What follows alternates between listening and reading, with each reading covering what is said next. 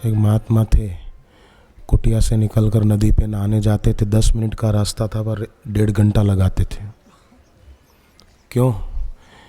कि कुछ बच्चे उनको बोलते थे राधे श्याम, बाबा राधे श्याम, तो महात्मा पत्थर उठाकर मारने दौड़ते थे। तो बच्चे जानबूझकर, उनको होता था कि महात्मा राधे श्याम नाम से चिढ़ते हैं, तो बच्चे ज़ोर ज़ोर से बोलते थे राधे श्याम, बाबा राधे श्याम। तो एक आदमी ने सोचा कि बाबा पत्थर लेकर मारने दौड़ते हैं, कभी आज तक किसी को पत्थर नहीं मारा।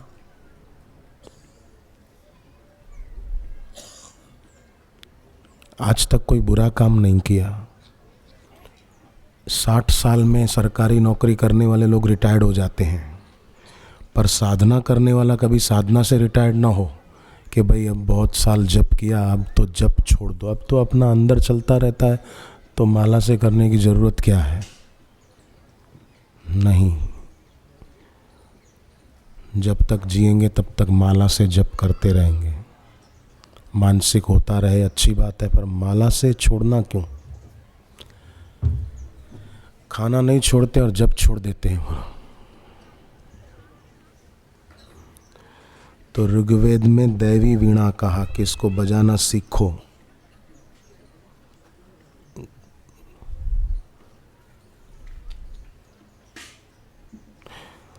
गुरु की सन्निधि में बजाना सीख जाते हैं।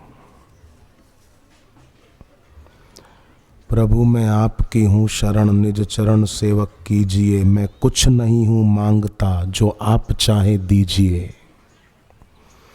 सिर आँख से मंजूर है, सुख दीजिए दुख दीजिए, जो होए इच्छा कीजिए, मत दूर दर से कीजिए। जो होए इच्छा दीजिए, मत दूर दर से कीजिए। सिर आँख से मंजूर है, सुख दीजिए दुख दीजिए, जो होए इच्छा कीजिए, ना दूर दर से कीजिए। ऐसी मूढ़ता या मन की, परिहरि राम भक्ति की सरिता, आस करत है ओस कण की। तो खल आदमी कभी सही रास्ते पर नहीं चलता है। शिक्षक ने कहा एक लड़के को क्लास में, समझो बंटी कि तुमको 10 लड्डू दिए। बंटी बोला मुझे? हाँ हाँ, समझना, समझने में तेरा क्या जाता है। समझो तुमको 10 लड्डू दिए, उसमें से 5 तुमने फिर मुझे दे दिए, तो तुम्हारे पास कितने बचे?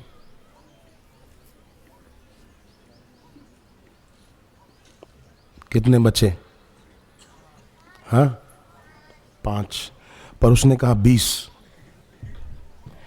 वो कैसे? बोले समझो ना, आपका समझने में क्या जाता है।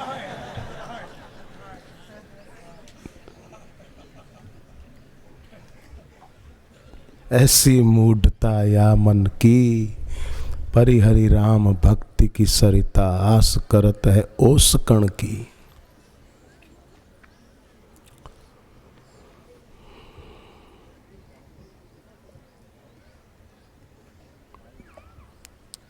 तो ऐसे लोग, कुतर्की लोग, मैं बोलता नहीं तो शायद पंचदशी में ईश्वर प्राप्ति के 4 प्रतिबंध, उसमें एक कुतर्क है, एक बुद्धि की कमजोरी है, एक विषयासक्ति है, विषयों में आसक्ति। तो ये निंदक जो आलोचक जो होते हैं, इनकी विषयों में आसक्ति बड़ी पक्की होती है, और खान पान ऐसा होता है। फिर बोलते हैं महापुरुषों के लिए कि ये नहीं बोलना चाहिए और वो नहीं बोलना चाहिए। गुरु में प्रिय बुद्धि महत्व बुद्धि नहीं तो वो धोखा देने में होशियार होता है। प्रतिष्ठा पा लेगा पर ईश्वर में, गुरु में बुद्धि प्रतिष्ठित नहीं होगी। कई हैं समाज में जिन्होंने प्रतिष्ठा खूब पाई है बाह्य जगत में, परंतु ईश्वर में, गुरु में उनकी बुद्धि प्रतिष्ठित नहीं हो पाई। तो सोने की लंका भी हो तो भी क्या। कंस, हिटलर, सिकंदर, इन्होंने क्या किया?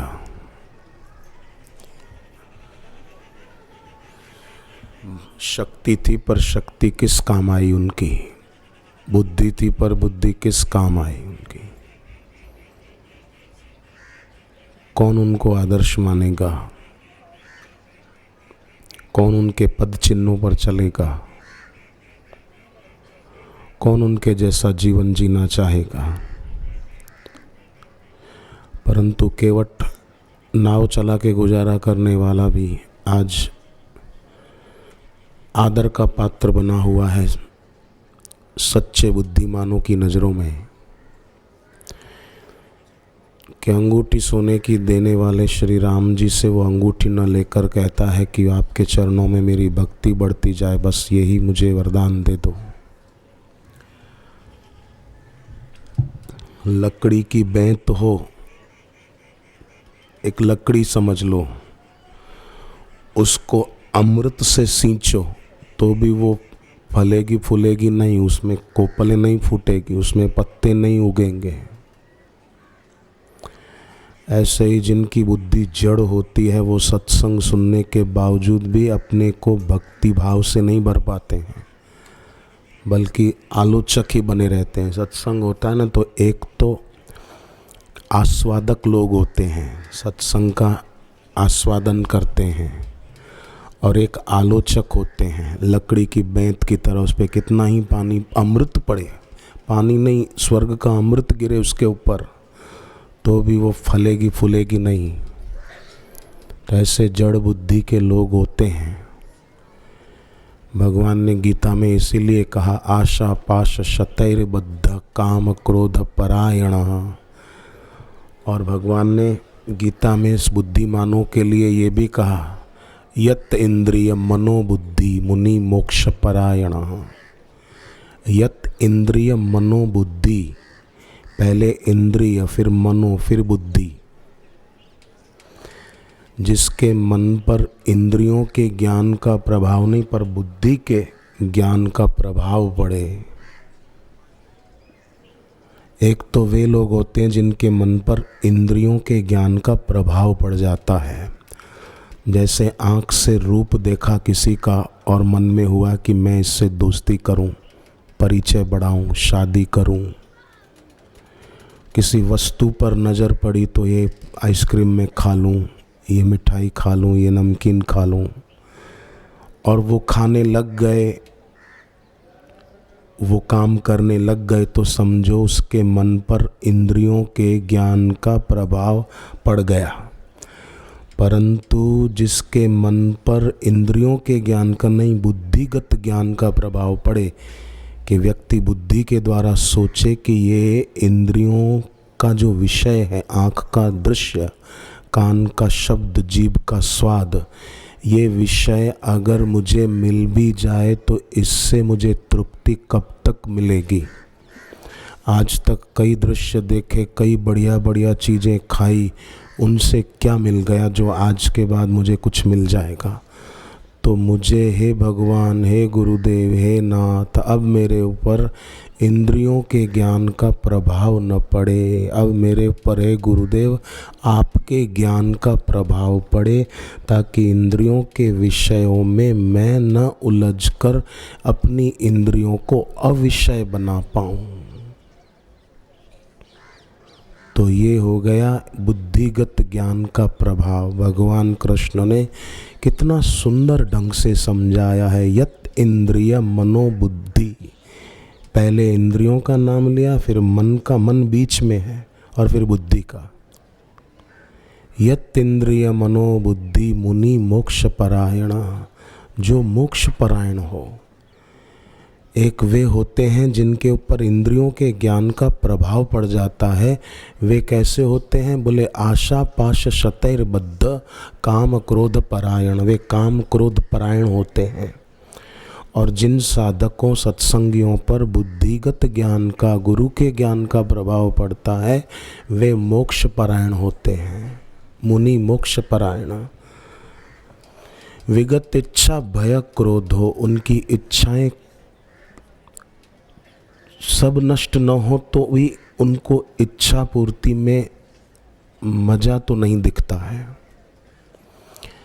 जैसे शिविर में आप घंटों भर बहुत देर तक बैठे रहते हो, कितना सुबह से आकर के अपना आसन जमा देते हो, तो दिन भर बस खाने के लिए गए फिर आके बैठ गए। कितनी देर आप पानी की प्यास भी लगती है तो उसको अनदेखा कर देते हैं कि कोई बात नहीं, चलो बाद में पी लेंगे। भूख भी लग जाती होगी कभी तो आप उसको भी अनदेखा कर देते हो कि कोई बात नहीं, खाते रहते हैं, बाद में खा लेंगे, क्या आप बता रही हैं। तो ये क्या है, ये मन पर अब बुद्धिगत ज्ञान का प्रभाव पड़ रहा है, गुरु के ज्ञान का प्रभाव पड़ रहा है, इसलिए इंद्रियों के विषय इतना खींचने में सामर्थ्यवान न रहे। जो भक्ति से जप से व्यक्ति दूर होता है तो इंद्रियों के ज्ञान का जोर बढ़ जाता है, फिर वो खींचते हैं मन को। तो विगत इच्छा, भगवान ने कहा इच्छा जाए, जैसे राम जी ने ताड़का को मार दिया। विश्वामित्र जी यज्ञ करते थे, ताड़का पूरा नहीं होने देती थी। तो कौन है ये ताड़का जो यज्ञ पूरा नहीं होने देती? हम सभी साधक अपने आराध्य के चरणों में प्रेम भक्ति का यज्ञ पूरा करना चाहते हैं। हर साधक चाहता है मेरी साधना जल्दी पूरी हो, मेरा गुरुदेव के चरणों में प्रेम बढ़े, ये सब चाहते हैं। तो कौन है जो इस प्रेम यज्ञ को पूरा नहीं होने देते हैं? जैसे विश्वामित्र का यज्ञ ताड़का पूरा नहीं होने देती थी, ऐसे ही मन की इच्छाएं इस प्रेम यज्ञ को पूरा नहीं होने देती हैं। तो विश्वामित्र जी ने सहारा लिया था राम जी का, हम सहारा ले लें गुरु मंत्र का, गुरु नाम का। तो गुरु मंत्र ले लिया, समझो विश्वामित्र जी के साथ भगवान आ गए। अब भगवान आ गए तो उन्होंने ताड़का को मार डाला। ताड़का माने मन की बुरी इच्छा ही ताड़का है जो यज्ञ पूरा नहीं होने देती और मन पर इंद्रियों के ज्ञान का प्रभाव बढ़ जाता है। भागवत में कथा आती है न कि यशोदा माता की थोड़ी देर के लिए कृष्ण भगवान पर से नजर हट गई तो पूतना आ गई और श्री कृष्ण को ले गई।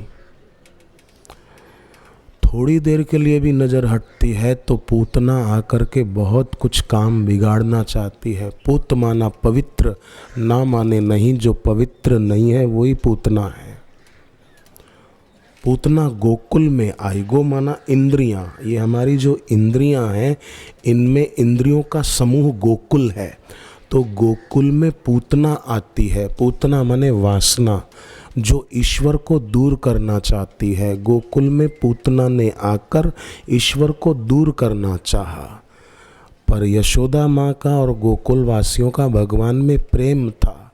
नज़र थोड़ी देर के लिए ही हटी, पर लोगों की तो बरसों बीत जाते हैं। इन मीडिया वालों को देखो, ईश्वर पर नज़र ही नहीं है। यशोदा मैया की तो थोड़ी देर के लिए नज़र हटी, इनकी तो जाती नहीं है, बताओ। और इनको लगता भी नहीं कि हमारी नज़र ईश्वर पर से हट गई है।